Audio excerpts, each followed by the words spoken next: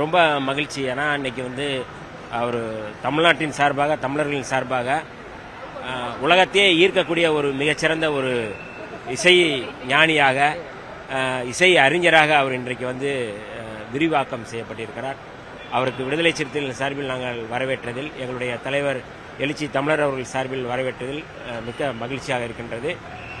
உலக அரங்கில் ஒரு தமிழருடைய குரல், உலக அரங்கில் தமிழ்நாட்டின் குரலாக உலகத்தை ஈர்க்கக்கூடிய ஒரு இசை அறிஞராக அவர் இன்றைக்கு நின்றிருப்பது என்பது நமக்கெல்லாம் பெருமை. அதுவும் குறிப்பாக தமிழ்நாடு அரசின் சார்பாக வரவேற்றது என்பது மிக முக்கியமான ஒரு பெருமையாகவும் கடமையாகவும் நாங்கள் கருதுகிறோம். முக்கியமான ஒரு தருணம் விழாவாக எடுத்தால் பார்க்கலாம் அப்படிங்கிற மாதிரி இளையராஜா சார் சொல்லியிருந்தாரு.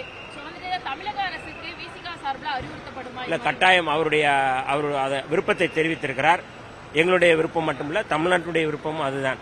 அவர் ஒரு பாராட்டு விழாவாக அவர் நடத்தினால் இது இசை குறித்து, இந்த சிம்பொனி குறித்து விரிவாக அவர் பேசுவதாக அவர் இந்த பேட்டியில் சொல்லியிருந்தார். ஆகவே தமிழ்நாடு அரசு மரியாதைக்குரிய இசைஞானி அவர்களுக்கு ஒரு பாராட்டு விழா தனியாக நடத்த வேண்டும் என்று விடுதலை சிறுத்தைகளின் சார்பில் நாங்கள் கோருகின்றோம்.